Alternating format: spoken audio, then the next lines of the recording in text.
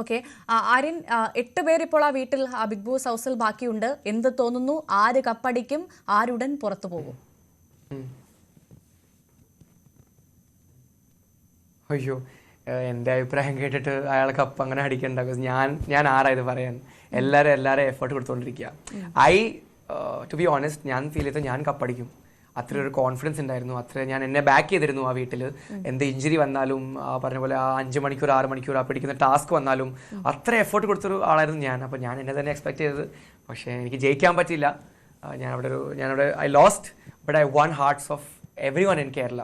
ഇപ്പോൾ ഞാൻ ഈ റോഡിൽ പോകുമ്പോൾ അല്ലെങ്കിൽ എയർപോർട്ടിൽ നിന്ന് വന്നപ്പോൾ പിന്നെ ലാലേട്ടൻ വന്ന് എന്നെ ഹഗ് ചെയ്ത് പറഞ്ഞു, മോനെ എന്ത് പറ്റി, യു പ്ലേഡ് വെരി വെൽ. അതാണ് എൻ്റെ വിജയം. That's where I won. ഇപ്പോൾ ആര് ജയിക്കും എന്ന് പറഞ്ഞാൽ എനിക്ക് വീട്ടിൽ I have no clue, because എൻ്റെ പ്രഡിക്ഷൻ തന്നെ ഞാൻ റോങ് ആയിപ്പോയി. ഞാൻ തന്നെ ജയിച്ചില്ല.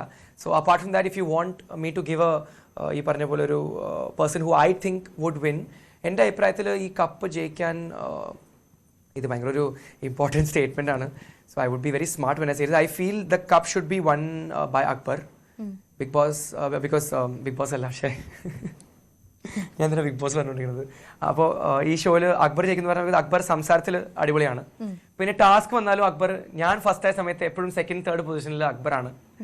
അപ്പോൾ ടാസ്ക് ആയാലും സംസാരമായാലും പിന്നെ എപ്പോഴും ആൾക്കാർ അവനെ ഒറ്റയ്ക്ക് സൈഡാക്കാൻ നോക്കും. അപ്പോൾ അതിനകത്തും അവൻ he wins from there and comes up. So I feel Akbar should win ഈ പറഞ്ഞ പോലെ ദിസ് ഷോ. അത് അപ്പാർട്ട് ഫ്രം ദാറ്റ്, ഒരു കഴിവ് മാത്രം നോക്കാത്തൊരു ഒരു വിന്നറാണെങ്കിൽ ഐ തിങ്ക് ഈ പറഞ്ഞ പോലെ നല്ല PR സപ്പോർട്ടിലും നല്ല ഡ്രാമയിലും Anumol can also win, because she is also very active in the house. പിന്നെ അനീഷേട്ടൻ, ഈ 3 പേരാണ് എൻ്റെ ഈ പറഞ്ഞ പോലെ I feel would win the show. Okay, ഒരൊറ്റ കാര്യം കൂടി ആര്യൻ ഒറ്റ വാക്കിൽ ഉത്തരം പറയണം. ഇപ്പോൾ കാര്യങ്ങളൊക്കെ ഫെയർ ആണോ?